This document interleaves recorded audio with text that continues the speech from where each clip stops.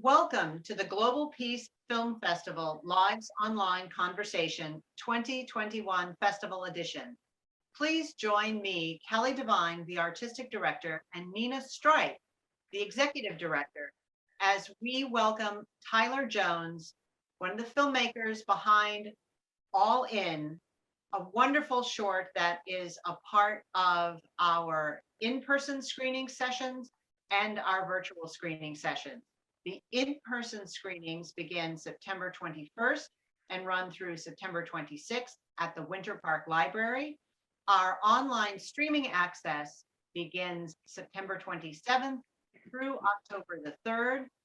All the information about scheduling, descriptions, and other events can be found on peacefilmfest.org. And now, please join me in welcoming Tyler Jones. Hello. Hello, thanks Kelly. Thanks, Nina. Hi, Tyler. So it's good to have you with us. And let's start off by tell us a little bit about the film. Sure. So I was one of the producers of the film All In. And this is a story that explores how one community tried to come together to improve the public school system, in this case in Birmingham, Alabama. So we created a survey or a portrait of this school system by following one parent, one student, and one teacher over the course of a school year. And through this film, our intention was to hopefully humanize some of the people that are part of public schools, people that often get marginalized beyond the headlines, and hopefully build greater empathy towards our school system, especially now at a time where more compassion is needed. In this case, we're looking at a public school system that faces a lot of challenges. A lot of systemic issues in Alabama create difficulties for our schools. And so we let people see a grassroots community campaign that was trying to do outreach in the community and kind of let people, behind the curtain to see community work.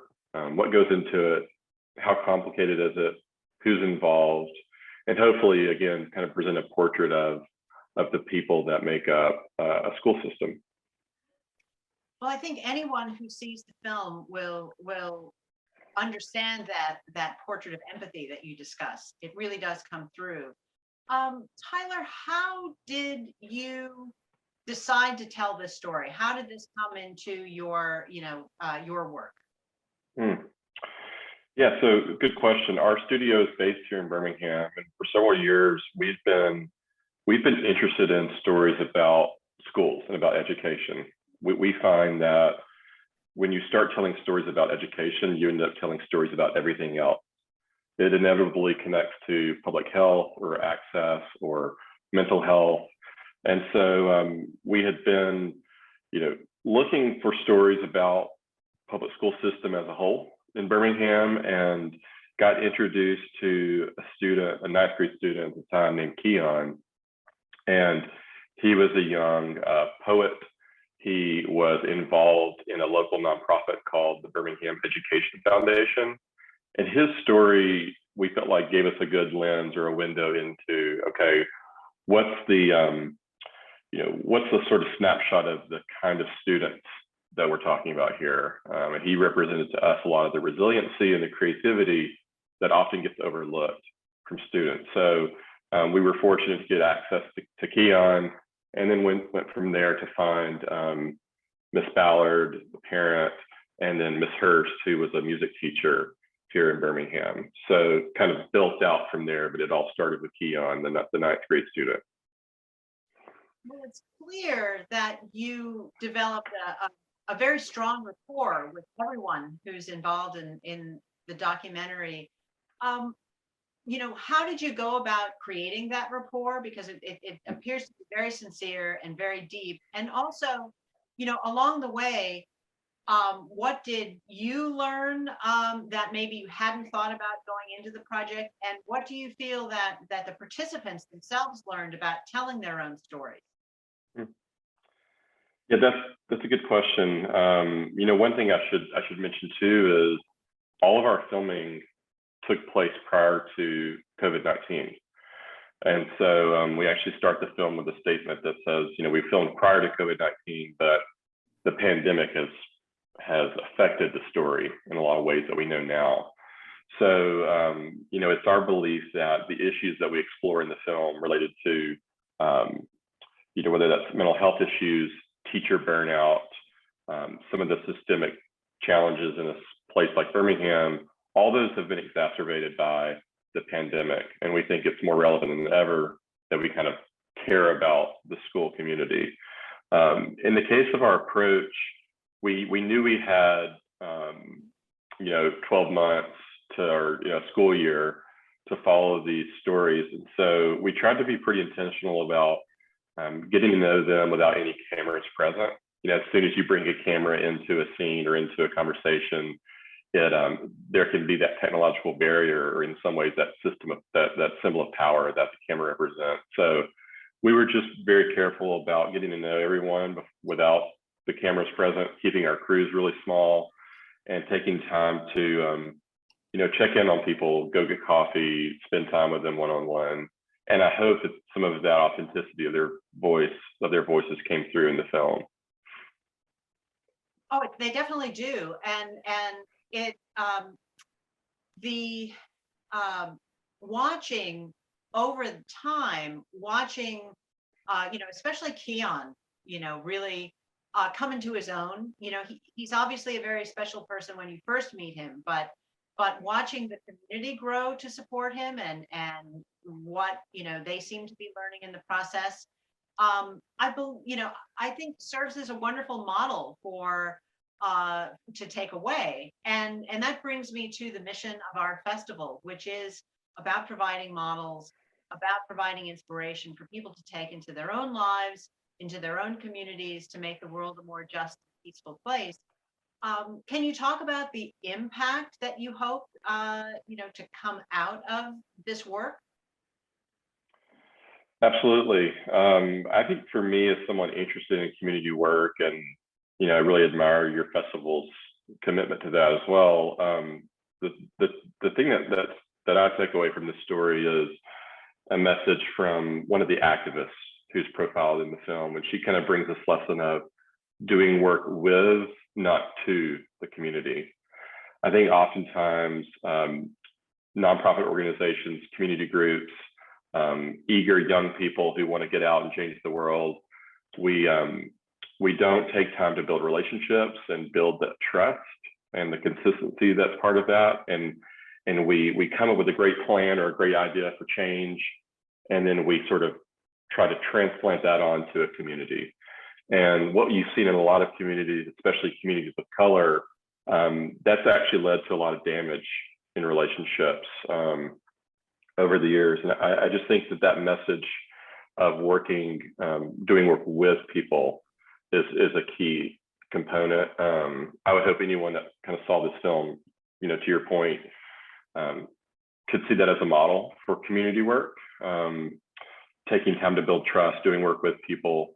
And I think especially in our school communities, I would hope people just found ways to invest in young people. I really believe our future is in our schools, and our future lawyers, our future doctors, our future politicians. And so we all have a collective interest, I think, in our students' futures, even if we don't have kids there or we're not in that school district. So that's another message I hope comes across, and can serve for a model regardless of where the story is. This is a school in Birmingham, but it applies to kind of the state of public education across America, in my opinion. That's such an important point about working with the community, and also the importance of education is so critical to all of our futures. So tell us what's next for you, and also how people watching this can support your work. Thanks. So this project took on an interesting life out, beyond the film, which involved an immersive exhibit that we created actually inside the school, inside Ramsey High School, which is a historic school here in Birmingham. So we knew from the beginning that this film would have a life online and hopefully, travel that way. But there was an opportunity to bring people into the physical school space. Too often we think the public is removed from public schools for that experience. And so over the summer in between school terms, we created an immersive exhibit, an immersive storytelling exhibit. And in some ways it was like a live documentary. People came in, we gave them locker combinations. They had to go find their locker. Inside the locker, they were given a backpack. They had a backpack that had a map, and they could explore the story or explore the school at their own pace, interact with different media, watch the film. There were live performances from students, a piano player and a dancer. There were opportunities to participate and kind of share your own story, share your voice. So that was exciting for our studio to take this narrative and transplant it or activate it on site inside a school. We have to do more of those kind of on-site activations with our documentaries and our film projects. As far as the online experience, we've made a community conversation kit that's at the link at the end of this talk. People can download that, use this film to host their own screenings and kind of dialogue about some of the issues in the film. And what's next for us is seeking more stories at this intersection of culture and community. We're a Southern-based studio. Most of our work is here in the American South, and want to do our part in highlighting voices that don't get enough space and don't get enough airtime, and trying to do the work here in Alabama. That's a little bit of it. No, I think that's, I think that's a wonderful sentiment in terms of just to echo my agreement with Nina regarding, working with communities and not trying to impose something over them. And so, being in the South and part of the community, I think is key to why your approach to telling this story was so compelling. And so I want to congratulate you on that. Thank you. Thank you both. Yeah, and thank everyone for watching this conversation. Again, if you would like to host this film in your community, we really hope you get a chance to see it as part of our festival and that you see the transformative community work that we're discussing. Please go to edbirmingham.org/all-in to learn more information, to get a hold of the toolkit, and to host your own screening if possible. Again, that's edbirmingham.org/all-in. And again, please check out peacefilmfest.org for all of the latest information regarding the upcoming festival, which begins September 21st and runs through the 26th for the in-person screenings at the Winter Park Library, then continuing September 27th through October 3rd with all of our virtual online screening opportunities. Thank you again, and we'll see you at the next Glow.